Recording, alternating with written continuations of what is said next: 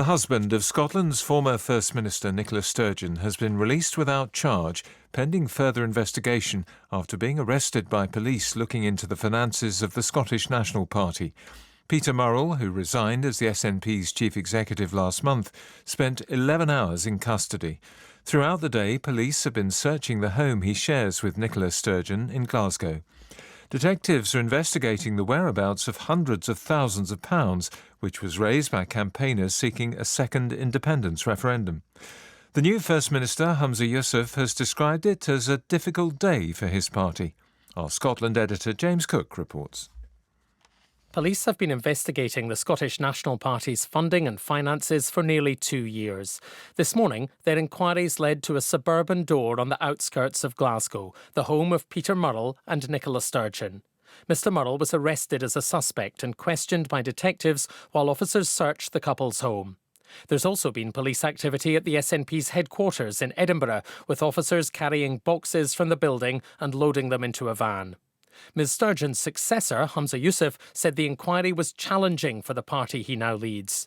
Visiting a health centre in Glasgow, the First Minister stressed that the SNP was cooperating fully with the police. I was told this morning after the event, and of course my reaction, as you'd imagine, much like anybody involved in the SNP, is that this is a difficult day for the party. But again, I just reiterate and emphasise it's so important for me not to comment on a live police investigation and be seen to prejudice that in any way, shape or form. This inquiry began with questions about the SNP's finances. From 2017 to 2020, the party raised nearly £667,000 to campaign for independence.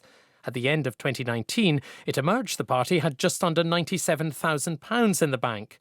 In June 2021, Peter Murrrell loaned the SNP around £107,000 of his own money. The following month, Police Scotland opened a formal investigation, and last month Mr Murrrell resigned after taking responsibility for the party's misleading the public about its plummeting membership figures.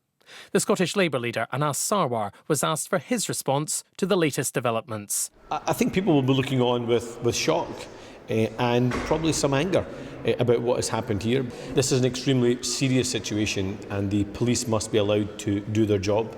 But there are huge questions, I think, to answer for both Humza Yousaf and Nicola Sturgeon about what they knew and when. The Scottish Conservative Party leader, Douglas Ross, had this reaction.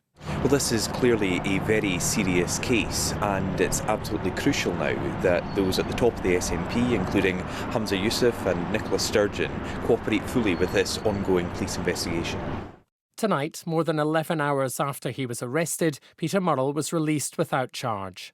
A short time earlier, a statement was issued on behalf of Nicola Sturgeon. It noted police had not made any request for her assistance, while pledging to cooperate fully if that changed. For more than 20 years, Peter Murrrell has been one of the most powerful figures in the SNP. His arrest has thrown the party into turmoil, little more than a week after his wife stepped down as First Minister. BBC Scotland's political editor Glenn Campbell considers the impact of the latest development on the party that's transformed Scottish politics in recent years.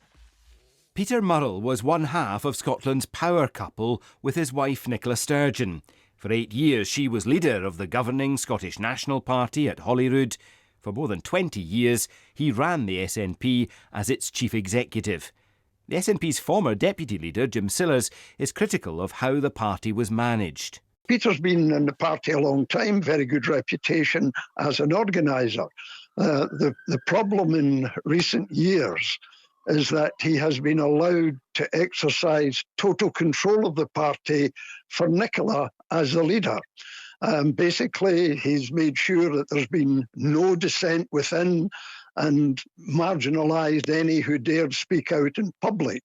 Peter Murrell's resignation last month came after Nicola Sturgeon announced her own departure at a news conference where the BBC questioned her about the long-running police investigation into SNP finances. Have you been, or do you expect to be interviewed by the police who are looking into? I'm not going to discuss an ongoing police investigation. I wouldn't do that on any issue, and I'm not going to do it now. Thank you. She has also insisted the police investigation was not a factor in her decision to go. Her time as First Minister and SNP leader came to an end last week, just days before her husband's arrest. Had she still been in office, the pressure on her today would have been much greater. The sequence of events also means that her successor, Humza Yousaf, was elected without SNP members being able to take all this into account. He now faces the challenge of leading an increasingly fractious party through this criminal investigation.